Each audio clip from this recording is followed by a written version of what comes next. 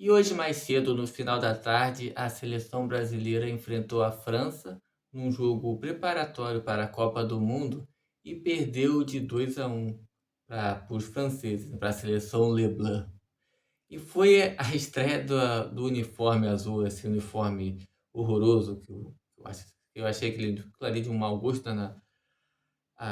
Esse uniforme parece até que ele tá todo sujo de graxa. Eu não sei, cara, na boa, pessoal. Não é querer ser chato, não, mas depois que botou esse pessoal do Todes para fazer designer, marketing, meu Deus do céu, e acabaram com tudo isso que eu sou invadiu o futebol. Oh, meu Deus. Vocês viram a história recentemente da moça lá do Brasa, né? Quanto mais ela se explicava, era pior. Mas vamos deixar essa questão aí para lá. Isso aí já foi discutido aqui nesse canal mesmo. Eu tenho um vídeo falando em relação a essa moça e essa questão toda aí. Vamos voltar aqui para Brasil e França, que é o que interessa, né? Brasil se preparando para a Copa do Mundo, que é daqui a 2 meses. E o que se tem para falar sobre esse jogo?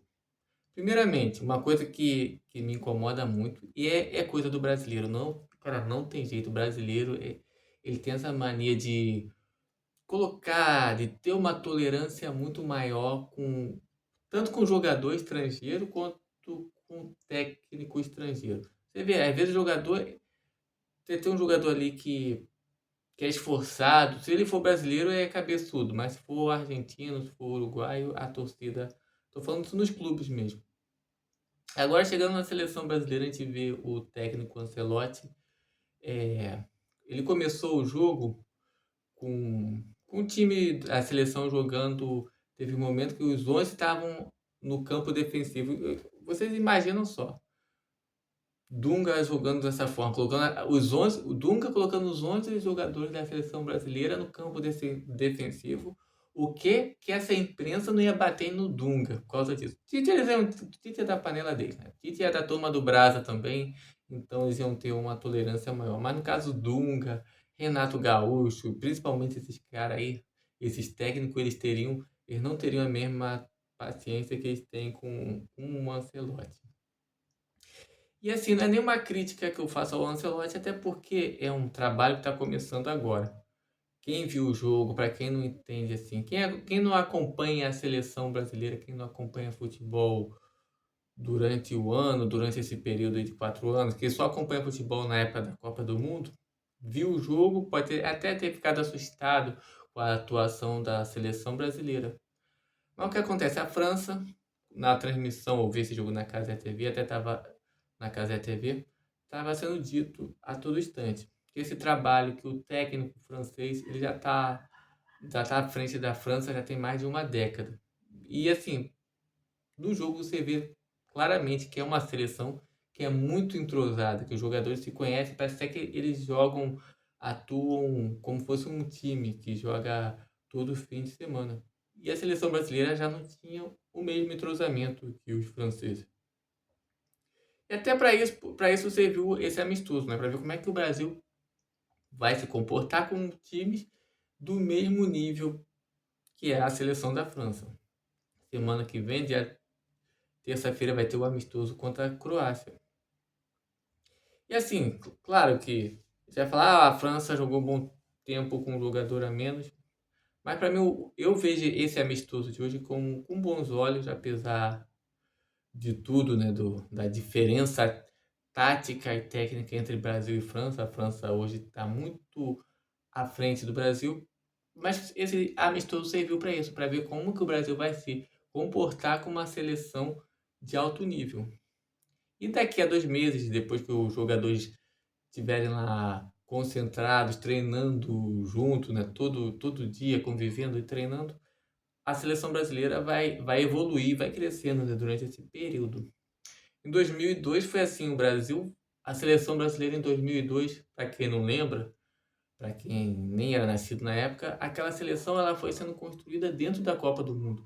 Eles foram ganhando o entrosamento, pegou um grupo mais fácil, passou pelo grupo, se classificou bem e foi ganhando confiança, né? E o time foi encorpando, foi ganhando confiança, chegou na final e a final, dali a história. Todo mundo sabe o que aconteceu em 2002.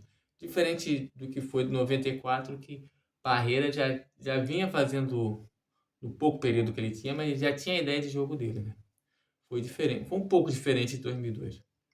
Mas é isso, o Brasil, falando do jogo, né, que até agora eu não falei do jogo, mas uma coisa que me incomoda na seleção brasileira é esse protagonismo de Vinícius Júnior. Vinícius Júnior, você vê que ele não é o mesmo jogador que ele é no Real Madrid, ele não consegue ter as mesmas atuações na seleção brasileira, mas também já é a hora do técnico, pelo menos colocar ele no banco, testar outros jogadores, até para ver se isso gera alguma motivação, alguma cobrança nele, porque pode ser que ele esteja acomodado também com isso.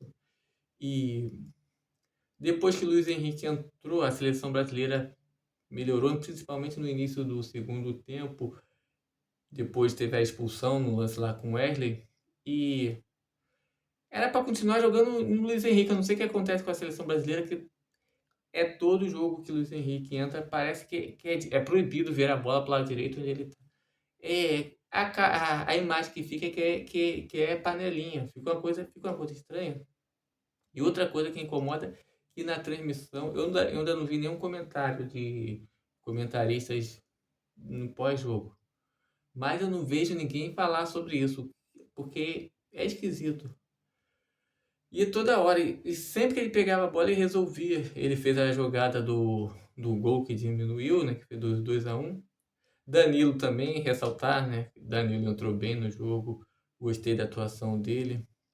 Quando ele entrou, ele que bateu a falta, mas fora isso, né? Também jogou bem. Gostei muito de Casemiro. Casemiro no meio-campo. Eu acredito que ele tem que ser o segundo volante, mas tá faltando ali um meio, cara.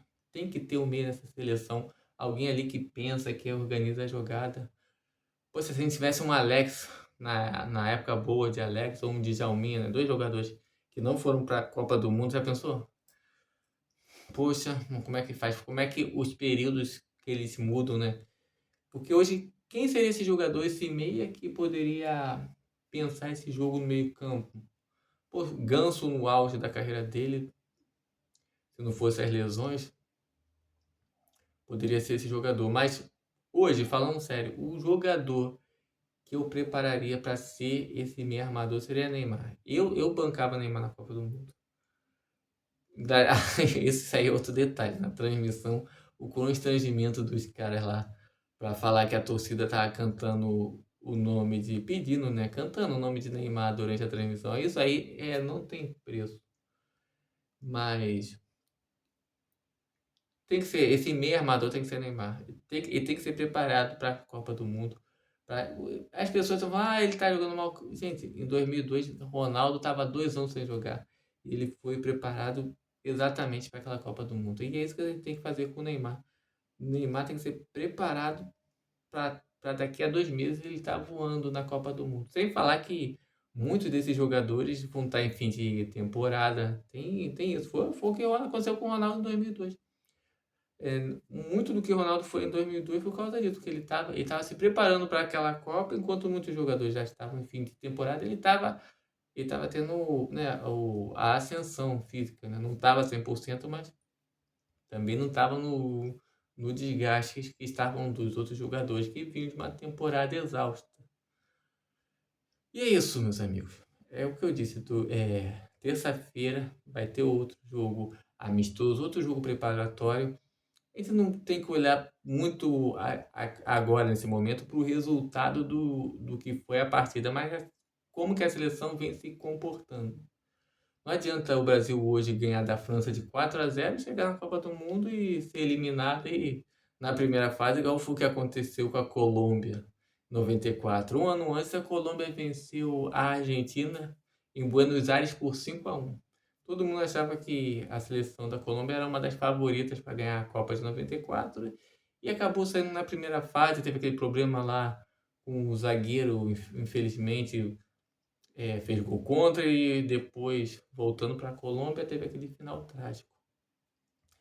Então é isso, meus amigos. Me diz aí nos comentários o que vocês acharam da atuação da seleção brasileira hoje, quem vocês acham que merece ser titular, quem não foi convocado e merecia ser convocado, e se vocês acreditam que o Brasil tem condições de trazer essa Copa do Mundo que já não vem desde 2002. Já está na hora do Brasil conquistar uma Copa do Mundo. Será que é dessa vez? Olha, eu não acho impossível, não, mas vai ser difícil, vai.